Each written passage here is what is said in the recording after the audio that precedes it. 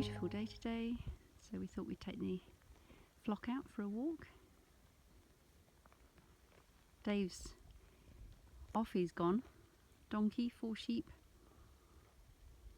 Right.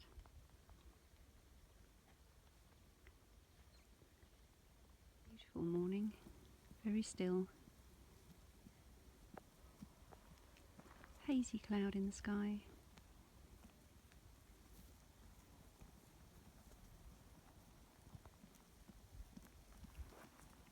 Sun warming everything up. It was about 6 degrees this morning.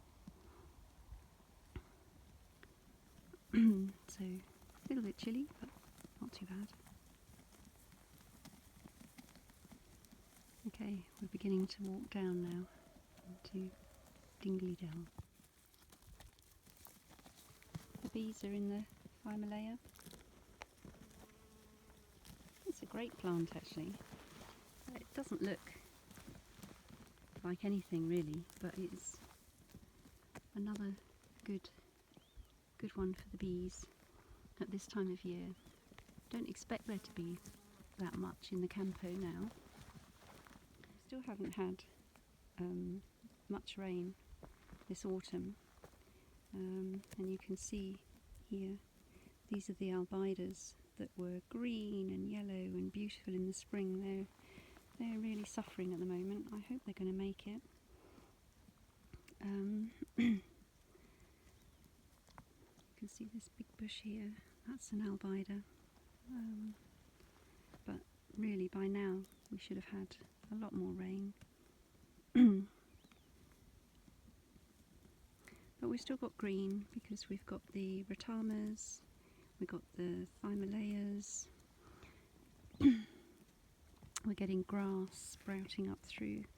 Oh, here we are. Here's a little seedling of an albida that's got leaves on it. So hopefully they'll survive.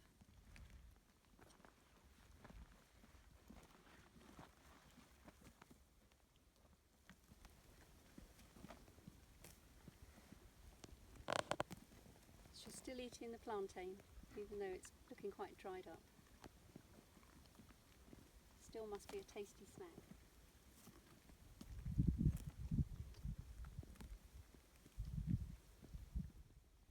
Blicky Blues!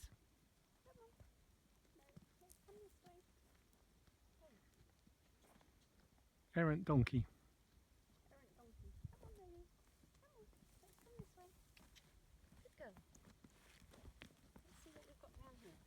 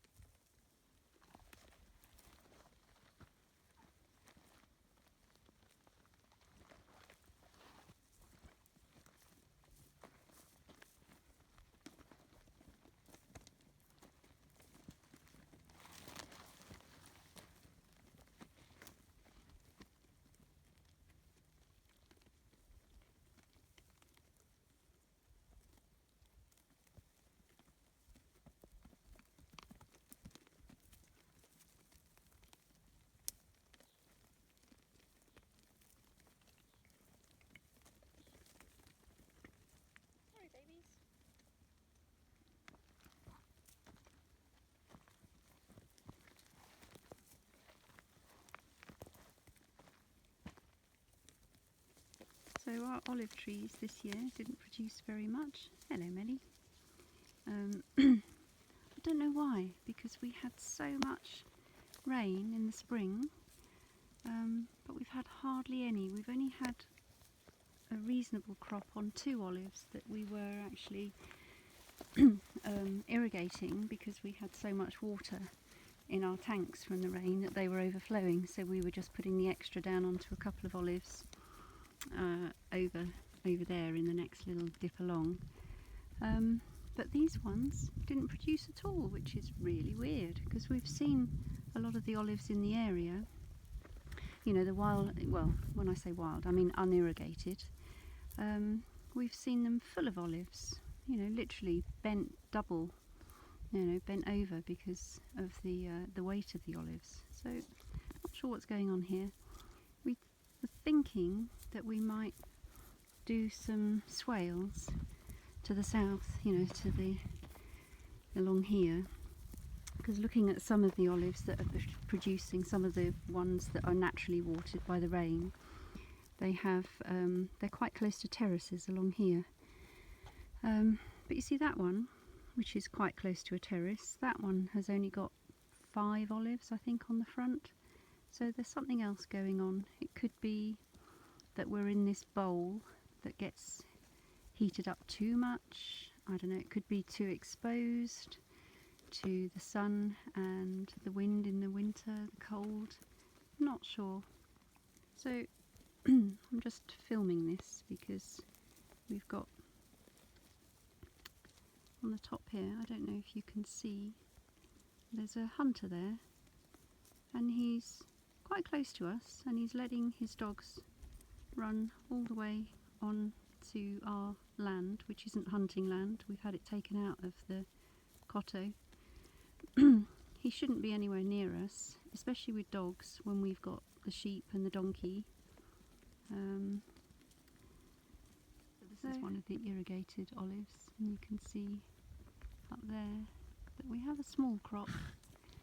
Not a huge crop, so very mystifying. This is a tree that has been in now for what, 4 or 5 years, Dave? It's a false pepper, and it's really struggling. So Dave yesterday dug another pit around it and filled it with some of the paddock scrapings, some of the poop, and then also some olive shells.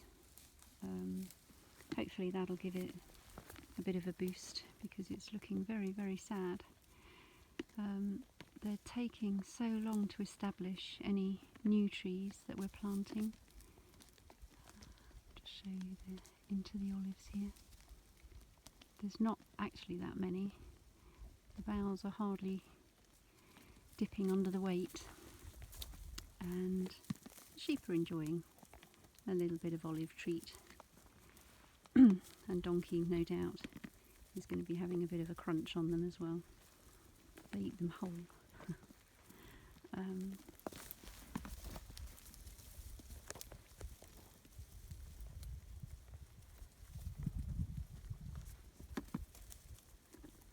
That's the sound of donkey crunching olives. So you can see the wildland here. That's the Thymelaea. We've got albidas that are looking quite brown. Some that are looking a bit greener. We've got lots of subshrubs as well. Tiny little things. We've got thyme, the wormwood. Lots of different ones.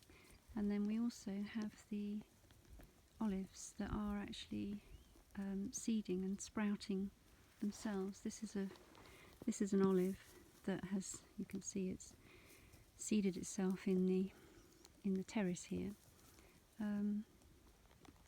It's about the only tree that we've seen here that will actually seed itself and grow without any interaction from us.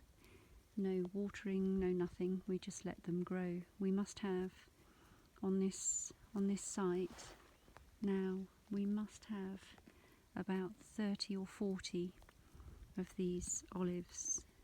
Some of them are going to be coming from, you know, the olives from the planted tree, because these trees here are planted. They would have been planted many years ago. But some of them further up, let's see, can you see that tree up in the distance there? Let's see if I can, this one up, that tree up there, that's an asabuchi, which is a wild olive, and that has put a lot of seedlings into the terraces just below it. So we've got a mixture of asabuchi and cultivated olives, and both seem to be seeding themselves on the land, which is great. I like it when trees do their own thing. Strangely, I haven't noticed any almond seedlings from our almond field, and we do have almonds up. I should show you. That's where the earthship is, and that little growing area in there behind the earthship, and there's terraces up there. That's planted with almonds, but I haven't ever noticed almond seedling apart from one, I think. But it's the olives really that love to or can seed themselves. Let me walk over here.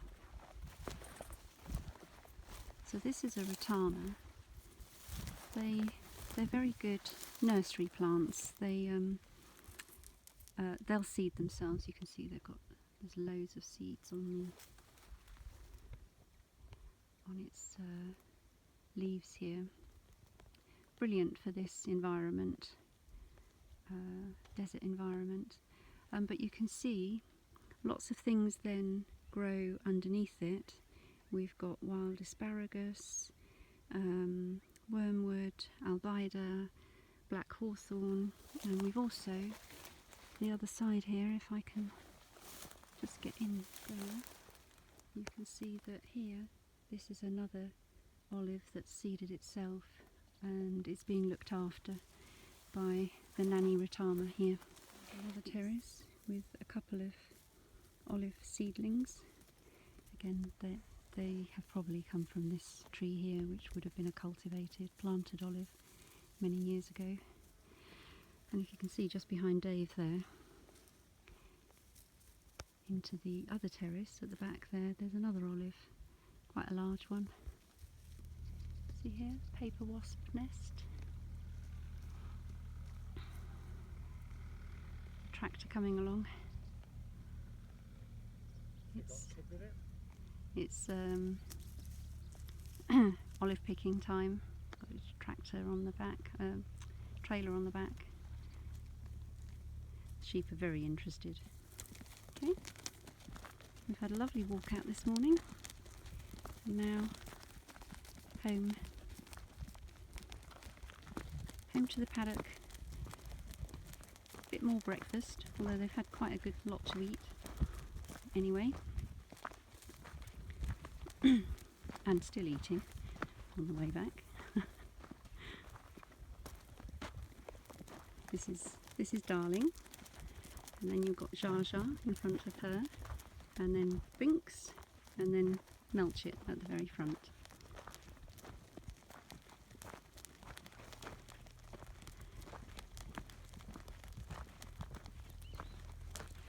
Chickens will want to be coming out. We don't let them out while we're out walking because we're having to open gates and things, and we don't want them to go wandering out. There are foxes around, not very many, but there are foxes, and there are dogs from the villagers. Let their dogs roam free, so have to be a bit careful with the chickens out here.